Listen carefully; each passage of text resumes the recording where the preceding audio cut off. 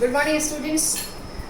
In my new video यहाँ पर हम टू फैक्टर थ्योरी के इस पार्ट को, जो आप ये डायग्राम देख रहे हैं, ये डायग्राम देख रहे हैं, इस G और S को समझने के लिए बहुत ज़रूरी है।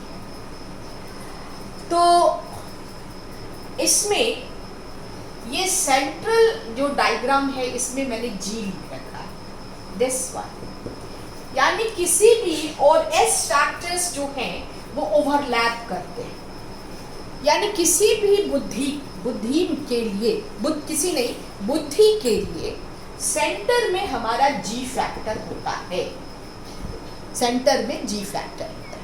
अगर G फैक्टर कम है तो S फैक्टर भी कमज़ोर होगा। अगर G फैक्टर बहुत ही स्ट्रॉन्ग है और इनेट कैपेसिटी यानी जीन से इनहेरिट किया हुआ है, बहुत ज़्यादा रिच है, तो हमारा S जो है उसकी मात्रा बढ़ती चली जाएगी। S एवरी फील्ड हम लेते जाएंगे, स्पेसिफिक फील्ड्स में हम अच्छे गाना गाने वाले भी हुए, हम अच्छा, अगर इसमें स्पेसिफिकेशन आ जाता है और स्पेसिफिक फैक्टर्स बहुत रिच हो जाते हैं। So the central factor is G, और ये फैक्टर जो है जेनरेट करता है किस चीज़ को, S फैक्टर्स को जेनरेट करता है। बहुआयामी जो कार्य व्यक्ति करने वाले होते हैं, एक अच्छा बोलने वाला, एक अच्छा लिखने वाला, ये सारी चीज़ें, बहुत सारी qualities with in a person एक आदमी के अंदर आती है। G फैक्टर्स का अगर स्ट्रॉन्ग है तो ये हम लोग इसको देखेंगे, और इससे ये जो टू फैक्टर थ्योरी है ये बहुत स्पष्ट होती है। इस टू फैक्टर थ्योरी के बहुत सारे बेनिफिट्स भी हैं और इसको बहुत आसानी से मेज़र किया जा सकता है। आप किसी भी टेस्ट के द्वारा मेज़र कर सकते हैं। मैंने पहले ही कहा पिछले वीडियो में ही, जिसमें मैंने नेचर ऑफ इंटेलिजेंस की बात की थी, उसी में मैंने आपसे समझाया, आपको ये बात आपसे शेयर की कि इंटेलिजेंस को डिफाइन करना बहुत मुश्किल साबित हुआ और इंटेलिजेंस को मेज़र करना, डिफरेंट टेस्ट्स द्वारा बना करके मेज़र करना बहुत आसान हुआ। मैं फिर अपने उस लाइन को दोहराती हूँ कि जब 14 लोगों की संगोष्ठी आयोजित की गई और उसमें इंटेलिजेंस के डेफिनेशंस पर जब बात की गई और किसी निष्कर्ष पर जब लोग नहीं पहुंच पाए, तो उसमें एक मनोवैज्ञानिक ने यह भी कहा कि बुद्धि वही है जिसे हम बुद्धि मापकों द्वारा मापते हैं।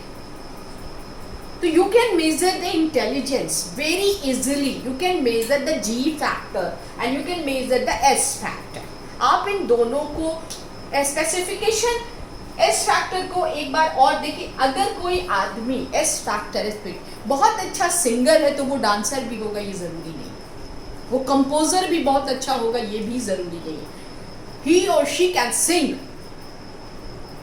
बहुत टफ गाने गा सकते हैं, लेकिन वो कंपोज भी कर लेंगे ऐसा संभव नहीं है।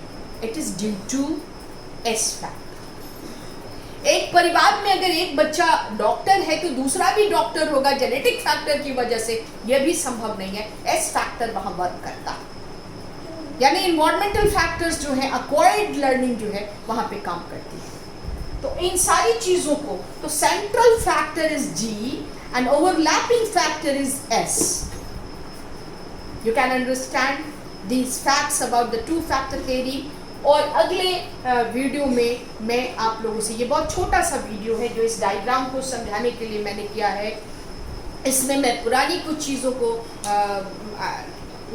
यहाँ पे जोड़ना चाहती हूँ, और वो ये कि हम आपको कुछ टर्म्स में 4 टर्म्स पर 4 ग्रुप में कैटेगराइज किया। फ्रीमैन ने 4 टर्म्स पर 4 तरह की, 4 कैटेगरी की डेफिनेशंस को बांट के 4 कैटेगरी में रखा। पहला था जिसने कहा कि हमको अडैप्टेशन, व्हाट इज अडैप्टेशन, ये भी आप समझ लीजिए। हम एक गत्यात्मक परिस्थिति में रहते हैं, हम रिकैप कर रहे हैं इसको, गत्यात्मक परिस्थिति में रहते हैं और उसके साथ अभियोजन स्थापित करने के लिए ये G factor and S factor दोनों की ज़रूरत होती है। और उसमें हम अडेप्टेशन लेवल, अडेप्टेशन, इंटेलिजेंस का अडेप्टेशन, हम अभियोजन शैली उत्पन्न करते हैं इंटेलिजेंस से। दूसरा, आपको एक ग्रुप था जिसने कहा कि इंटेलिजेंस इज लर्निंग एबिलिटी देता है, यानी हमको सीखने के कई पक्ष हैं, जिसमें पास्ट एक्सपीरियंस भी है, जिसमें आपको एक्विजिशन ऑफ नॉलेज भी है, बहुत सारे पक्ष हैं। तो इन सबों को जब वो देता है तो उसको लर्निंग के लिए, लर्निंग भी तभी होगी जब जी फैक्टर हाई होगा। This is clear. और जब एक ग्रुप के लोगों ने कहा कि abstract thinking, intelligence is the ability of abstract thinking. What is abstract thinking? Abstract thinking means the goal directed thinking. किसी लक्ष्य को, किसी उद्देश्य को प्राप्त करने के लिए जब हम कुछ सोचते हैं तब वो हमको वो इंटेलिजेंस का काम होता है, वो बुद्धि ये कार्य कराती। एब्स्ट्रैक्ट थिंकिंग इसी को कहते हैं, गोल directed thought.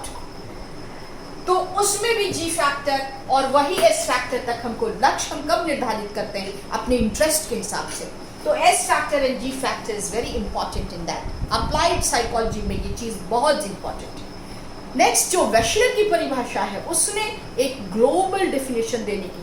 Act purposefully, intelligence is that which provide us that ability, जिसमें act purposefully, think rationally and to deal effectively with the present requirement और environment.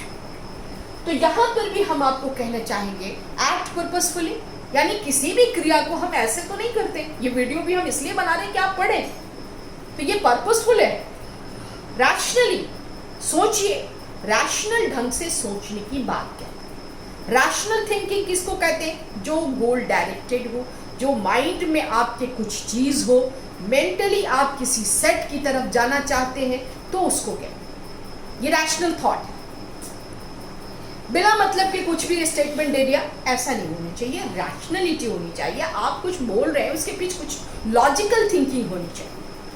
And the last is के deal with effectively. Human being एक dynamic condition में रहता है, गत्यात्मक परिस्थिति में, समय समय पर बदलता रहता है, मिनट बदलता रहता है।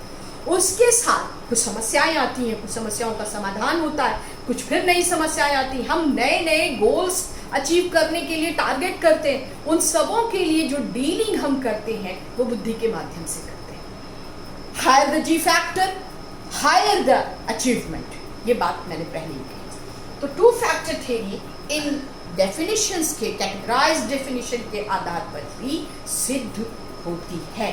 Now end of this video, हमने आपको